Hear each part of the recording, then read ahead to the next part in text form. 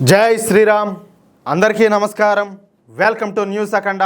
నేను మీ కస్తూరి శ్రీధర్. మిత్రులారా, పశ్చిమ బెంగాల్లో గత 15 ఏళ్లలో అంటే ఈ అభినవ స్వరూపణమైనటువంటి మమతా బేగం పరిపాలించినటువంటి ఈ 15 సంవత్సరాలలో నేరాల తీరును గనక ఒకసారి పరిశీలిస్తే రాజకీయ హింస, మహిళలపైన జరుగుతున్నటువంటి దారుణాలే ప్రధాన అంశాలుగా కనపడతాయి. మహిళలపైన జరుగుతున్నటువంటి నేరాల్లో మొన్నటి వరకు పశ్చిమ బెంగాల్ దేశంలోనే అగ్రస్థానంలో ఉంటా ఉన్నది. ఇంతకు ముందు కమ్యూనిస్టుల కాలంలో అత్యాచారాల విషయంలో పశ్చిమ బెంగాల్ రాష్ట్రం టాప్ 5లో ఉండింది. అయితే ఈ 15 సంవత్సరాలలో మహిళలపైన జరిగేటటువంటి అత్యాచారాలలో ఈ పశ్చిమ బెంగాల్ మొదటి స్థానాన్ని అయితే ఆక్రమించేసింది. అంటే ఒక మహిళా ముఖ్యమంత్రి పరిపాలనలో మహిళలకు భద్రత అనేది లేకుండా పోయింది. పైగా ఈ అత్యాచారాల గురించి ఈ రాక్షసి మాట్లాడతా అదంతా కూడా పచ్చాబద్ధము, అసలు పశ్చిమ బెంగాల్లో అత్యాచారాలు అనేటివి జరగడం లేదని చెప్పేసి నోటికొచ్చిన అబద్ధాలన్నీ కూడా చెప్పుకొని తిరుగుతానిది ఫాల్తుముండ. కానీ ప్రజలు ఒకసారి నమ్ముతారు, 2 సార్లు నమ్ముతారు, సరే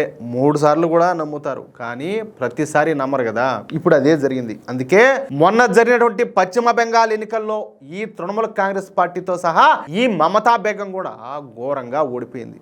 పశ్చిమ బెంగాల్లో ప్రతి సంవత్సరం కూడా సగటున 1000 నుంచి 1100కు పైగా అత్యాచార కేసులు నమోదైనాయి. 2021లో 1123 కేసులు, 2023లో 1110 కేసులు నమోదైనాయి. ఇవన్నీ కూడా నమోదైనటువంటి కేసులు మాత్రమే. ఇంకా నమోదు కాని కేసులు వేలల్లో ఉంటాయి. సరే, బహుశా నేను చెప్తే మీరు నమ్మకపోవచ్చు. ఈ మధ్యనే పశ్చిమ బెంగాల్లో పనిచేసినటువంటి ఒక రిటైర్డ్ పోలీస్ అధికారి ఇంటర్వ్యూలో చూసిన ఆయన చెప్పిన దాని ప్రకారం గత 15 సంవత్సరాలలో పశ్చిమ బెంగాల్లో ఏకంగా 33,000కు పైగా అత్యాచారాలు జరిగినాయంట.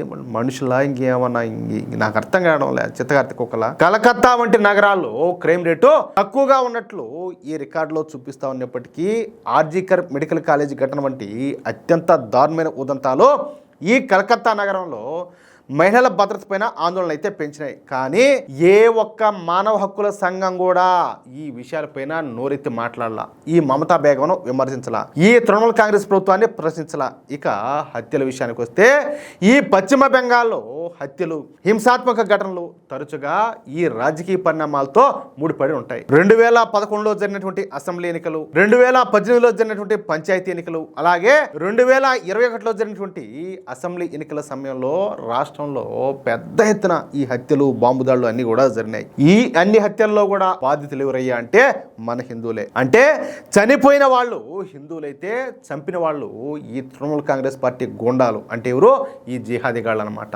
ఇకపోతే 2011 తర్వాత కాలంలో ఈ హింసాత్మక నేరాలు చెప్పాలంటే ఇంకా రెట్టింపు అయిపోయినాయి. ఈ 15 సంవత్సరాల కాలంలో మొత్తంగా 500కు పైగా హిందూ యాక్టివిస్టులంతా కూడా హత్య చేయబడినారు. వీళ్ళలో ఒక్క భారతీయ జనతా పార్టీకి చెందిన కార్యకర్తలే 312 మంది ఉన్నారు. మిగిలిన వాళ్ళంతా కూడా ఆర్ఎస్ఎస్, విశ్వ హిందూ పరిషత్తు, బజరంగ్ దళ్ళు, హిందూ వాహినికి సంబంధించినటువంటి కార్యకర్తలే. అంటే వాళ్ళంతా కూడా మనోళ్లే. మరి పశ్చిమ బెంగాల్లో ఇన్ని హత్యలు జరిగినప్పటికీ, ఇంత దారుణంగా నరికి చంపుతా ఉన్నప్పటికీ ఏ ఒక్క మానవ హక్కుల సంఘం కూడా కనీసం నోరెత్తి కూడా మాట్లాడాల. అంతెందుకు, మొన్న ఎలక్షన్స్ అయిపోయినాయి, రిజల్ట్ కూడా వచ్చేసింది, బీజేపీ గెలిచింది. ఎవరు సువేందు అధికారి గారి పిఏనే కాల్ చంపేశారు. మరి దీని గురించి కూడా ఈ ముండా కొడుకులు మాట్లాడలేదే.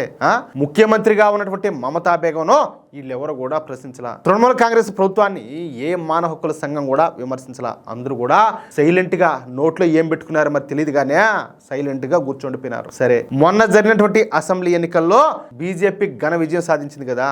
ఇక మన సువేందు అధికారి గారు ముఖ్యమంత్రిగా బాధ్యతలను అయితే స్వీకరించారు. సువేందు అధికారి గారు ముందుగా రాష్ట్రంలోని లా అండ్ ఆర్డర్ను పరిరక్షించాలని చెప్పేసి భావించాడు. ఈ క్రమంలోనే పోలీసులకు కొంత స్వేచ్ఛను కూడా ఇచ్చాడు. గూండాలను, గ్యాంగ్స్టర్లను, మాఫియాను, జిహాదీలను ఎరగదీసి మరగేయమని చెప్పేసి ఆదేశాలు అయితే జారీ చేశాడు. ఇక పోలీసులు కూడా 15 సంవత్సరాలుగా పాపం వాళ్ళకు సరిగ్గా పని లేదు, ఏం చేస్తారో దీని ఇంకా వచ్చింది అవకాశం అని చెప్పేసి విజృంభించడం మొదలుపెట్టారు. ఈ క్రమంలోనే ఆకాష్ సింగ్ అనేటువంటి ఒక పెద్ద గ్యాంగ్స్టర్ ను అరెస్ట్ చేశారు. పశ్చిమ బెంగాల్లోని హౌరా ప్రాంతంలో ఈ ఆకాష్ సింగ్ పేరు మొన్నటి వరకు ఒక సంచలనం సృష్టించింది. దోపిడీలు, దౌర్జన్యాలు, అలాగే ముఠా ఘర్షణతో వీడు పోలీస్ రికార్డులో ఒక పేరు మోసినటువంటి నేరస్తుడిగా ఎదిగినాడు. ఈ ఆకాష్ సింగ్ హౌరా జిల్లాకు చెందినోడు. స్థానికంగా ఒక చిన్న ముఠాను ఏర్పాటు చేసుకుని క్రమంగా ఆ ప్రాంతంలో చట్ట వ్యతిరేక కార్యకలాపాలకు నాయకత్వం అయితే వహించాడు. వీడిపైన హౌరాలోని వేర్వేరు పోలీస్ స్టేషన్లో డజన్కు పైగా కేసులన్నీ కూడా నమోదైనాయంట. చూడండి,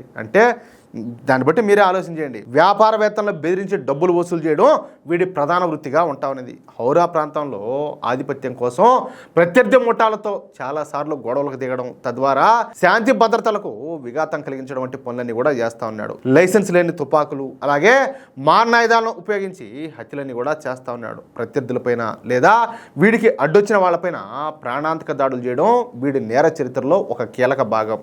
కానీ ఇన్నాళ్ళు కూడా వీడు అరెస్టు కాకపోవడానికి కారణం వీడి వెనుక ఉన్నటువంటి తృణమూల్ కాంగ్రెస్ పార్టీ నాయకులే. వీడు తృణమూల్ కాంగ్రెస్ నాయకుల కోసం పనిచేస్తూ ఉంటా ఉన్నాడు. ఎన్నికల్లో వాళ్ళ కోసం రిగ్గింగ్లు కూడా చేస్తూ ఉన్నాడు. అందుకే వీడికి ఎంత పెద్ద నేర చరిత్ర ఉన్నా సరే పోలీసులు ఏమీ చేయలేకపోయినారు. అయితే ఇప్పుడు సువేందు అధికారి గారు పోలీసులకు స్వేచ్ఛనివ్వడంతో ఇక పోలీసులంతా కూడా రెచ్చిపోయినారు. ఎన్నికల దగ్గర నుంచి పరారీలో ఉన్నటువంటి ఈ ఆకాష్ సింగ్ను పశ్చిమ బెంగాల్ పోలీసులు వ్యూహాత్మకంగా పట్టుకున్నారు. విచారణలో భాగంగా వీడు చేసినటువంటి నేరాలకు సంబంధించిన ఆధారాలను సేకరించడానికి పోలీసులు వీడిని క్రైమ్ సీన్లకు తీసుకుపోయినారు. ఈ క్రమంలో వీడిని ప్యాంటు షర్టు విప్పేసి కేవలం బనియను డ్రాయర్ మీద పోలీస్ స్టేషన్కి అయితే తీసుకుపోయినారు. ఈ క్రమంలో వీడిని ఈ హౌరా నగరం మొత్తం కూడా తిప్పించారు. ఏది బన్నీ డ్రాయర్ మీద. ఇక పైన ఎవరైనా నేరాలు చేస్తే ఇదే విధంగా సన్మానం చేస్తామని చెప్పేసి పోలీసులు అయితే హెచ్చరించారు. అంతే. ఇక మొన్నటిదాకా అంతా దాంకోన్నారు కదా, నోట్లో ఎవరిదో పెట్టుకోనే, అదే ఏదో పెట్టుకోనే 15 సంవత్సరాల పాట వాళ్ళకంతా కూడా మెలకు వచ్చింది. ఇప్పుడు ఈ మానవ హక్కుల సంఘాలు, ఈ ప్రజా సంఘాలు అంతా కూడా ఒక్కసారిగా పోలీసుల మీద రెచ్చిపోయినారు. అంటే మీకు అత్యాచారాలుగా చేస్తే మీకు కనపడలా, ఆడబిడ్డల శీలం దోసుకుంటే మీకు కనపడలా, కనీసం అమాయకుల ప్రాణాలు తీస్తామంటే మీకు కనపడలా, వాటి మీద మీకు స్పందించాలని చెప్పేసి మీకు మనసు రాలా, మీకు నోరు రాలా. ఇప్పుడు మీకు మెలకు వచ్చిందా? మీక ఒక వ్యక్తి నేరస్తుడు అయినంత మాత్రాన చట్టం అతనికి ఇచ్చేటటువంటి కనీస హక్కులను కాలరాయకూడదని, నేరస్తులుగా అనుమానిస్తున్న వ్యక్తులను కేవలం బనియన్లు డ్రాయర్ల పైన బహిరంగంగా వీధుల్లో నడిపించడం దారుణమని, మానవ హక్కుల ఉల్లంఘన జరుగుతోందని ఈ సామాజిక కార్యకర్తలు, అలాగే ఈ పౌర హక్కుల సంఘాల వాళ్ళు వీళ్ళంతా కూడా ఆగ్రహం వ్యక్తం చేశారు. ఏ మెట్టుతో కొట్టాలి వీళ్ళను మీరే ఒకసారి చెప్పండి, ఖచ్చితంగా కామెంట్ చేయండి. నిందితులను కూడా గౌరవంగా చూడాలని, వాళ్ళ ఆత్మగౌరవం పైన దెబ్బ కొట్టకూడదని, నిందితులకు బేడీలు వేయడం లేదా వాళ్ళను అవమానకరంగా చూపించడం పైన సుప్రీంకోర్టు గతంలోనే కఠినమైనటువంటి రూల్స్ అన్ని జారీ చేసిందని, నేరాన్ని విచారించి శిక్ష వేయాల్సింది కోర్టులే తప్ప ఈ విధంగా ఓపెన్ గా అవమానించడం పోలీసుల పని కాదని ఈ మానవ హక్కుల సంఘాలు, ఈ ప్రజా సంఘాలు పెద్ద గొడవ అంతా కూడా చేస్తున్నాయి. కానీ ఈ ముండా కొడుకులంతా కూడా చెప్పినా కదా, పశ్చిమ బెంగాల్లో ఎప్పుడు ఏ హత్య జరిగినా, ఏ అత్యాచారం జరిగినా, ఏ దొమ్మి జరిగినా కనీసం నోరు తెరిచిన పాపాన బోల. గత 50 సంవత్సరాల నుంచి పశ్చిమ బెంగాల్లో పెద్ద ఎత్తున హత్యలు, అత్యాచారాలన్నీ కూడా జరుగుతూనే ఉన్నాయి. కాంగ్రెస్ ప్రభుత్వం, కమ్యూనిస్టు ప్రభుత్వం, తర్వాత వచ్చేసి తృణమూల్ కాంగ్రెస్ ప్రభుత్వం, మొత్తం అంతా కంటిన్యూ. కానీ ఏ ఒక్క లుచ్చాముండా కొడుకు కూడా కనీసం నోరు తెరిచి మాట్లాడాల. కానీ ఇప్పుడు ఒక గ్యాంగ్స్టర్ను, ఒక నేర చరిత్ర కలిగిన వాడిని, ఒక హంతకుడిని, ఒక దొంగను, ఒక కూనికోరను ఈ విధంగా వీధుల్లో తిప్పినందుకు ఈ ప్రజా సంఘాలు, మానవ హక్కుల సంఘాలు, మేధావులు ముసుగులేసుకున్నటువంటి ఈ డెకాయిట్ ముండా కొడుకులంతా కూడా బయటకు వచ్చి మురుగుతారు.